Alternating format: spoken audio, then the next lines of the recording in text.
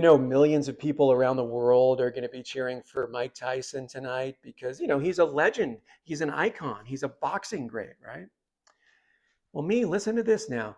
I'm going to be rooting for Iron Mike for totally different reasons. Because this beautiful soul, Mike Tyson, has been open and honest about his battles with addiction and mental health issues. This is one of the most feared boxers to ever enter a ring. And yet he has the humility to admit that he struggles with these battles outside the ring, right? Addiction and mental health issues brought one of the world's toughest guys to his knees. And I love how he talks about it, right?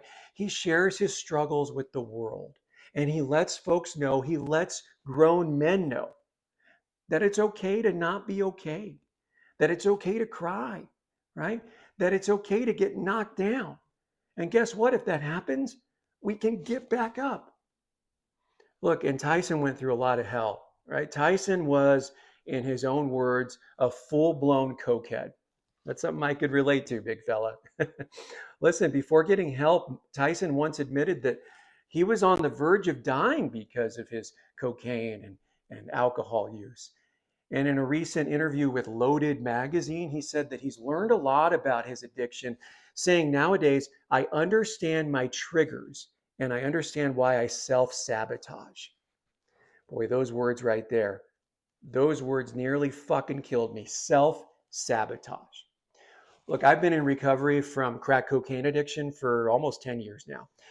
I used to cover politics as a journalist at the Colorado State Capitol, and I would sneak out to alleys along Colfax Avenue in Denver. I would hide behind dumpsters and smoke crack, and then go back inside and interview the governor. In a suit and tie, I did this, no less, right? And guess how many jobs I've lost to my crack cocaine addiction? Guess how many relationships I've ruined because of my addiction and mental health issues? Guess how many health issues, physical health issues I have? A lot. I've sabotaged my own life in many ways. When I've created some happiness in my life and things are going good, I would sabotage my own success, right? Because there was always this little devil inside my head telling me I wasn't worth it. You don't deserve to be happy, you piece of shit. And I would just destroy things. It's like a kid who builds this beautiful sandcastle on a beach. Stunning and it's super detailed. And he just stomps all over it as soon as it's built, right? That was me. And it's like, it's so hard struggling with mood disorders.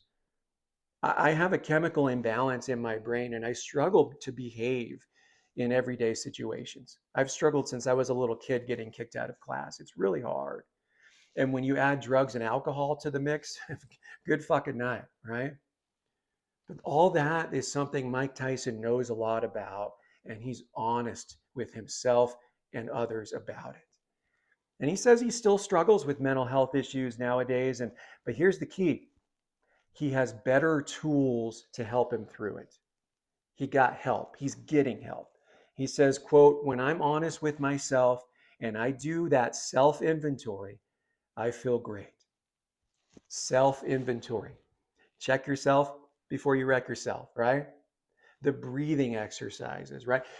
Counting to 10 before an explosion happens, calling your sponsor when you feel triggered, telling a friend about all the things that you're feeling inside and the things that you're struggling with today.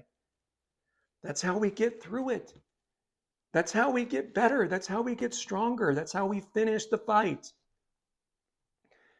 Man, Mike, whatever happens tonight, fuck it, man. You've already won. You've already won. You've faced your demons. You've stood nose to nose with your demons and you said, I see you. Do you fucking see me? And by doing so and talking about mental health and addiction in a public arena, you've made fighters out of millions of people who are struggling who you'll never meet.